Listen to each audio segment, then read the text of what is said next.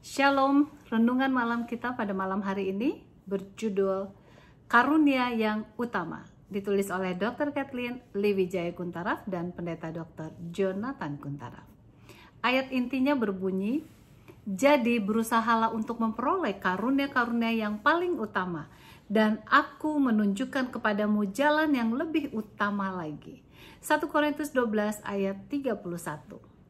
Kita telah mempelajari bahwa semua anggota jemaat mempunyai peranan penting dengan karunia rohani mereka masing-masing.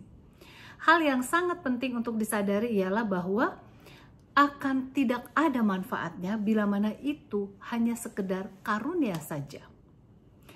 Masih ada yang lebih utama lagi daripada karunia roh tersebut sebagaimana yang tertulis di ayat inti yang kita baca tadi di atas. Nah, sementara karunia-karunia roh akan berlalu pada waktu kedatangan Kristus yang kedua kali, namun buah roh adalah kekal. Di dalamnya terdapat kebajikan abadi dari kasih serta damai, kebaikan dan kebenaran yang sebagaimana tertulis dalam buku Galatia 5 ayat 22 dan 23. Nah, karunia nubuat, karunia lidah dan pengetahuan akan lenyap, tetapi iman, pengharapan dan kasih akan tetap. Dan yang paling besar diantaranya ialah kasih. 1 Korintus 13 ayat 13. Kasih yang diberikan Allah ini dalam bahasa Yunani disebut agape adalah kasih yang siap mengorbankan diri dan kasih yang memberi.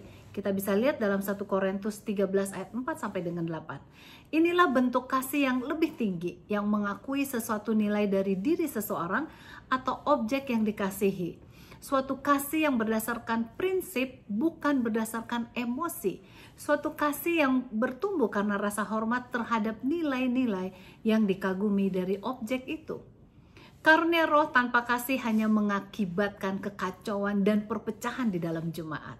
Oleh karena itu, jalan yang paling sempurna ialah seseorang yang memperoleh karunia-karunia rohani itu juga memiliki kasih yang tidak mementingkan diri. Tidak heran, anjuran dari Rasul Paulus untuk umat Kristen yang tertulis dalam 1 Korintus 14 ayat 1 ialah kejarlah kasih itu dan usahakanlah dirimu memperoleh karunia-karunia roh.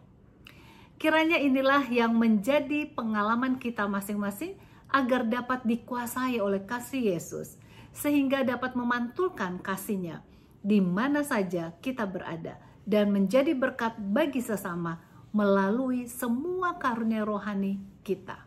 Tuhan Yesus memberkati.